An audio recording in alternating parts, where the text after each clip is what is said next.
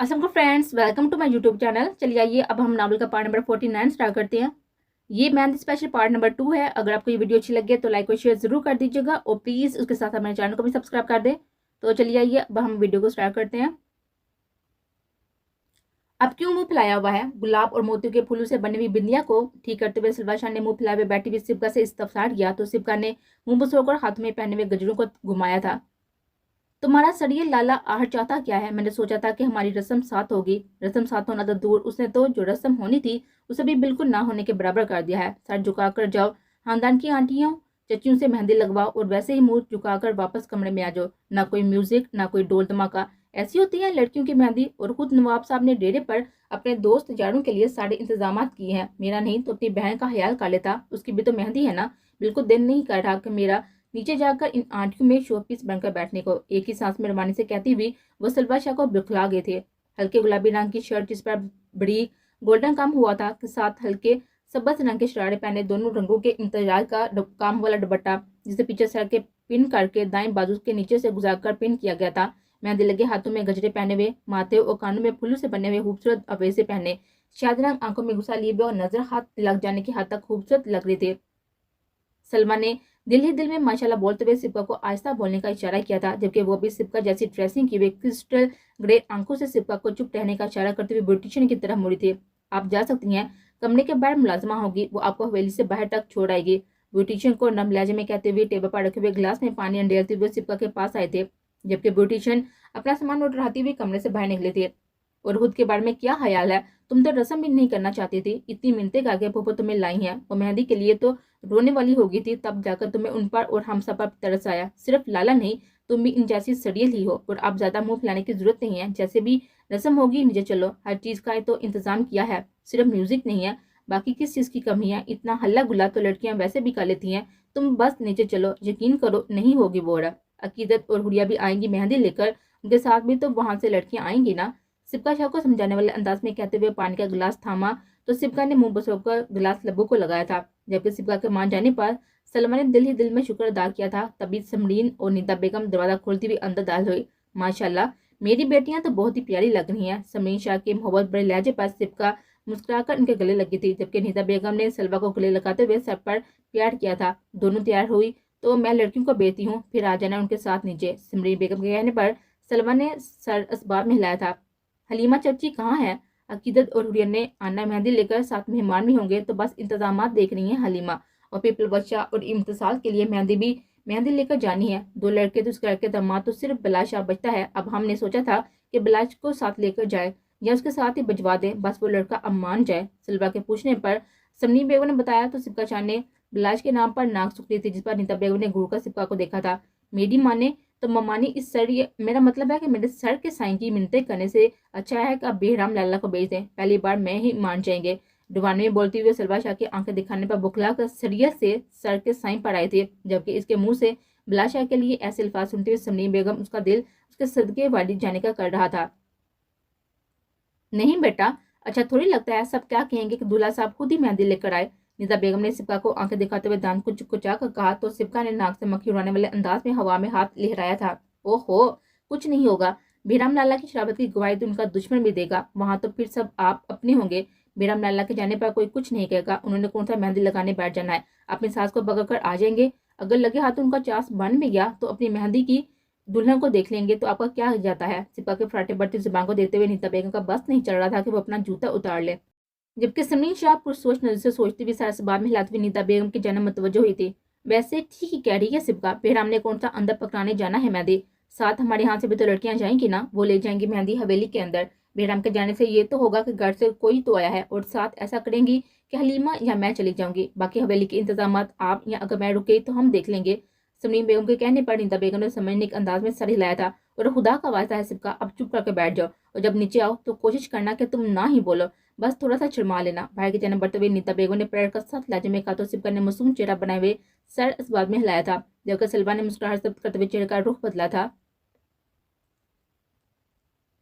वैसे ये कहना तो नहीं चाहिए, लेकिन फिर भी बात तो सारे खानदान की इज्जत की है ना। चलो जरगाम सरदार था, बचपन का निकाह हुआ था, नहीं पता था कि अपनी इज्जत को छोड़ देना चाहते चाहे खून बहाकर भी लाना पड़ता हम उफ ना करते। लेकिन ये क्या बात हुई कि अब हमारे घर की बेटियां दुश्मन के यहाँ बयाने लगा है। मैंने तो सुना था मुकद्दस भी नहीं राजी। पता नहीं क्या जादू चलाया है इन दुश्मनों की बेटी ने कि इस कदर पागल हो चला कि ये तक भूल गया कि उसके बाप के साथ चचेरा के भी कातल। हान हवेली के लाउंज में बैठी हुई औरतों में से एक ने झंझलाई हुई साथ आवाज गूंजी तो लम्हे के लिए वहां खामोशी छा गए थे। तभी लॉन्च की फिजा में सीढ़ियां उतरती हुई लॉन्च की फिजा में हील की टिक टिक करती की आवाज गूंजी तो कुछ औरतों ने गर्दन तिरछी करके दाएं जानब सीढ़ियों की तरफ देखा था, जहां नारायण जी और आतिशी गुलाबी रंग के मुमताज की फ्रॉक को छूती पाँव को छूती हुई फ्रॉक जिसके दामन और गले पर सबस और गोल्डन काम जबकि बाकी फ्रॉक पर बड़ी गोल्डन काम था। दाएं कंधे पर आतिशी दुपट्टा गोल्डन काम करने वाला दुपट्टा सेट किए हुए, कंधों पर स्किन और मेरून इम्तराज की चादर कंधों पर फैलाए हुए, भारी डायमंड सेट गले और कान में पहने हुए, मेहंदी लगे हाथों में सोने की चूड़ियां पहने, सबस नगीनों जैसी आंखों में साथी हुए सहज सहज कर चूड़ियों पर कदम रखती वो किसी रियासत की मलका ही लग रही थी। सरगाम मन की रियासत की मलका। जो लोग जरगाम मां के मुंह पर बोलने की हिम्मत नहीं देते उन्हें चाहिए कि वो अपनी जबान को उनके पीठ पीछे भी लगाम देकर रखे, वरना अगर मैंने दी तो जबान को नहीं सांसों को ही लगाम डाल दूंगे। अकीदत के साथ लहजे पर सिद्धू की जैनब पुष्ट किए बैठी औरत ने गर्दन तिरछी करके किन्ना तो नजर को देखा था, मगर कुछ लम्हे तो इस कदर हुसन देखकर साकत हुई थी, फिर खुद को संभालते हुए अपनी असली लहजे में आई थी। कौन हो तुम? बनु से बात करने की तमीज नहीं है क्या? आंखें छोटी की भी साथ लहजे में कहा तो अकीदत ने अपने दोनों हाथ सफे की पूछ पर टकाया, चेहरा औरत की जन्म झुकाया था। अपना तारीफ करवाने की जरूरत नहीं है मुझे, इतना ही हवाला काफी है कि मैं सरदार जरगाम खान की बीवी हूँ, अकीदत जरगाम खान। मैंने अपने शोहर पर जादू किया या उसे किसी जादू से निकाला, ये आप लोगों का सरदर्द नहीं है। और दूसरी बात, जहाँ बात मेरे शोहर की आती है वहां मैं तमीज क्या हर लिहाज भूल जाती हूँ। आइंदा बोलने से पहले एहतियात कीजिएगा। आपको शादी में इन्वाइट किया है, शादी पर मुशायरा करने के लिए नहीं। सत नाजू से घुटते हुए अभी वो कुछ और कहती कि पीछे से आती हुई कश्यप बेगम ने उसके कंधे पर हाथ रखा था। अकीदत जाओ, गुड़िया बाहर वेट कर रही है, लेट ना हो जाना। फिर जब लोगों ने आओगी तो रस्म भी तो शुरू करनी है ना। मुस्कुराकर औरतों को देखते हुए नरम लहजे में कहा तो किधर ने गहरी सांस भरते हुए खुतबा जब्त किया और आंखों के इशारे से उठ के बाद में इस्तफसार किया था, मुकद्दस बेगम के निलयात की तरफ से है। कश्यप बेगम ने आहिस्ता आवाज में कहा तो अकीदत ने आईब्रो झुकाकर समझने के अंदाज में सर हिलाया था। मैं भी कहूँ कि उनके अलावा इतना जहर किस में हो सकता है कि उनके जानने वालों का इतना जहरीला होना तो बनता है। चेहरे पर आते बालों को पीछे झटकते हुए तंजिया लहजे में कहती हुई लॉन्च से बाहर की जाना बढ़ गई थी, जबकि कश्यप बेगम ने माथे पर हाथ फेरते हुए जबरन मुस्कुराकर इतराफ में निगाह दुराए थे। मुझे लगता था कि सिर्फ जरगाम हानि ऐसा है। सर को नफी में हिलाते हुए बड़बड़ाकर कहती वो पलट कर किचन की जाना बढ़ी थी, जबकि लॉन्च में फैली हुई खामोशी सरगोशी में बदल चुकी थी। चादू का पल्लू संभालते हुए बुरी तरह से सामने से आने वाली से टकराई थी। अभी वो गुस्से से कुछ बोलती कि अपने अंतराफ में फैली हुई महसूस खुशबू को महसूस करते पुरसुकून हुई थी। पलकों की जाले उठाए हुए सामने देखा तो खुद को मोहब्बत से देखते हुए जरगाम खान को देखते हुए गुलाबी गाल पर मजीद गुलाल बिखरा था। सफेद कुर्ता शलवार पहने, कंधों पर स्याह चादर फैलाए हुए, नीली समंदर से गहरी आंखों में लो लिए हुए वो अकीदत का दिल बुरी तरह से दरका चुका था। नजर जरगाम खान की गहरी आंखों में होती हुई माथे पर बिखरे चॉकलेट ब्राउन बालों पर गई तो अकीदत ने बेसाता नफी में सर हिलाया था। मैं जानती हूँ कि मैं खूबसूरत हूँ, इस कदर तो बहुत ज्यादा खूबसूरत हूँ। दोनों हाथों से जरगाम खान के बाल सेट करते हुए अठला कर कहती, अभी वो बात मुकम्मल करती कि जरगाम खान ने दोनों हाथ अकीदत की कमर पर बांधते उसे अपने करीब किया था। बहुत नहीं, जानलेवा हद तक खूबसूरत। नाक अकीदत की नाक से मिस करते हुए अपने होंठ शिद्दत से अकीदत के दाएं गाल पर सब किए थे, जिस पर अकीदत ने बुखलाकर दोनों हाथ जरगाम खान के कंधे पर रखे थे। ये लॉन्च से बाहर निकले तो राहदारी की दाएं जानब का हिस्सा था जिसका रूह पैर के जन्म था, जहां से हवेली की औरतों के लिए बाहर जाने का रास्ता था। इस जन्म किसी गैर मर्द का होना तो नामुमकिन था और वो जो औरतें मेहमान थी वो सब हवेली के लॉन्च या गार्डन में मौजूद थे। लेकिन फिर भी जरगाम खान ने इतराम में निगाह दुराते हुए शोर नजर से अकीदत को देखा था। हाँ, तो अब इसका ये मतलब नहीं है कि तुम ऐसे कहीं भी आहें बढ़ने लग जाओगे। बाज आ जाओ हान, किसी ने देख लिया तो क्या सोचेगा। इतने एटीट्यूड में रहने वाला हान बीवी के सामने ऐसा पिघल जाता है। जरगा मान को पीछे करने की कोशिश करते हुए दांत पीसते हुए कहा तो जरगा मान ने गुड़कर अकीदत को देखा था। हाँ तो कभी नहीं बाज आने वाला, लेकिन तुम ये रस्में निपटा कर जल्दी रूम में आने की करना, क्योंकि आज रात ये हान तुम्हारे मुंह से वो सारी तारीफें फिर से सुनने का इरादा रखता है जो तुम उस दिन किसी और की शान में कर रहे थे। एक बाजू अकीदत की कमर पर टकाया जबकि बाएं हाथ गर्दन पर और चेहरे के दरमियान रखते हुए मुस्कुराते हुए कहा तो अकीदत को अपने गले में गिल्टी से उभरते हुए महसूस हुई। मैं किसी की तारीफ नहीं कर रही, इतने काम है, मैं थकी हुई हूँ आज। खुश्क पड़ते होंठों को तय करते हुए मध्यम लहजे में कहा तो सरगाम माँ ने हाथ पर दबाव बढ़ाते हुए अकीदत को खुद में बीचा था। मैं सारी थकन उतार दूंगा। जरगामा के सुलगते होंठों के जन्मेश अपने होंठों पर महसूस करते अकीदत ने बेसाता अपनी सांसें रोकी थी। चेहरा जरगामा की सुलगती हुई सांसों की तपश से सुर अंगारा हुआ था। कुछ लम्हे मैंने हेस खामोश में गुजरे तो जरगामा ने नरमी से अकीदत को पीछे किया था। मैं इंतजार करूंगा, जल्दी आना। अकीदत का गाल थपथपाते हुए तन्विया लहजे में कहकर एक भरपूर निगाह डालते हुए अंदर की जानिब कदम बढ़ाए। और हाँ, सांस ले लो, अब अभी सांस रोकने की जरूरत नहीं है, ये काम मैं रात में खुद कर लूंगा। अपनी पूछ से आते हुए जरकाम खान की आवाज पर अकीदत ने बौखलाकर सांस ली थी और फिर समझ आने पर पलट कर जाते हुए जरकाम खान की पूछ को घूरा था।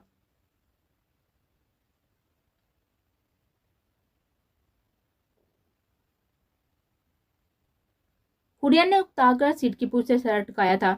लेमन कलर का कमर तक आते ब्लाउज के साथ ही बेबी पिंक कलर का लहंगा, जिस पर लेमन और पर्पल कलर के छोटे छोटे फूल बने हुए थे। लहंगे के घेरे पर गोल्डन कलर का भारी काम था। बेबी पिंक कलर का ही कामदार दुपट्टा बाएं कांधे से सेट करके दाएं बाजू पर रखे हुए गोल्डन और लाइट पिंक कलर के इम्तराज की डायमंड ज्वेलरी पहने हुए, मेहंदी लगे हाथों पर रंग बिरंगी चूड़ियां पहने हुए, चेहरे पर नफासत से किए गए मेकअप के साथ वो इंतहाई दिलकश लग रहे थे। वो अपने ही ख्याल में गुम थी कि गाड़ी का दरवाजा खुलने की आवाज पर थोड़ी पुरस्कून हुई थी कि शायद अकीदत आ गई हो, मगर आंखें होश बांध थी। मगर गाड़ी में चाबी खामोशी अपने हवासों पर चढ़ती हुई मर्दाना कलून की खुशबू पर हुरिया शाह के दिल ने बीट मिस की थी।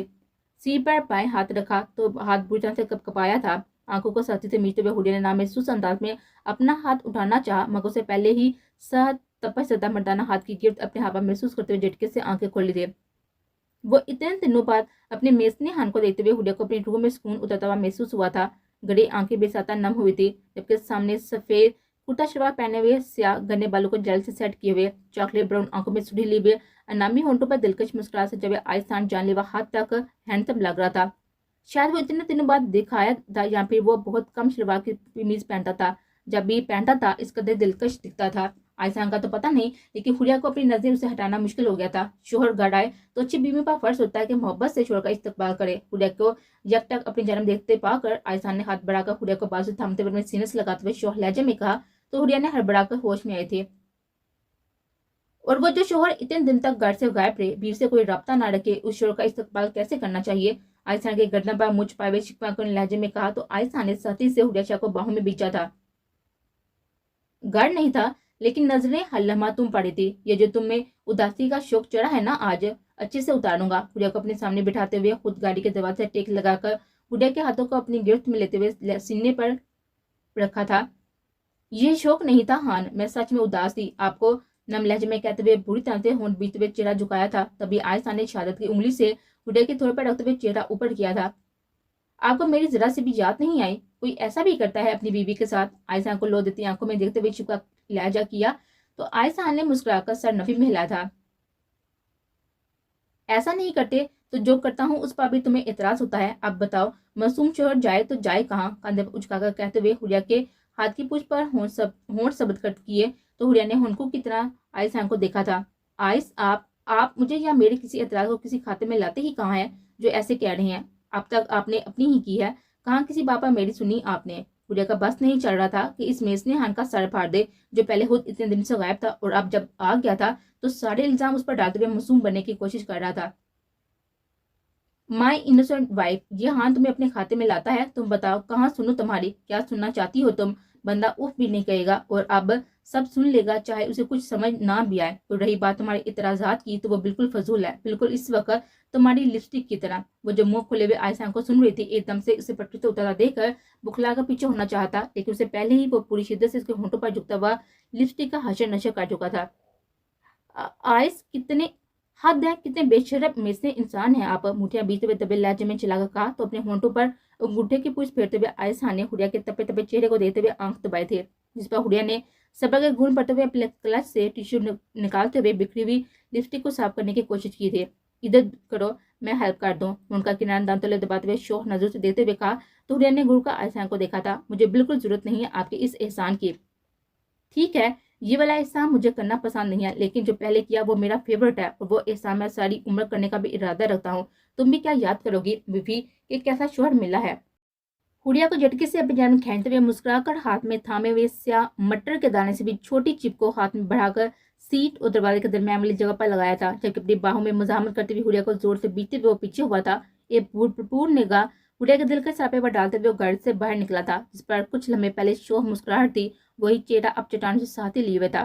फाइन, ऑल डन का मैसेज करते हुए मोबाइल जेब में रखते हुए लम्बे लम्बे डग बढ़ता हुआ वहां से निकलता चला गया था।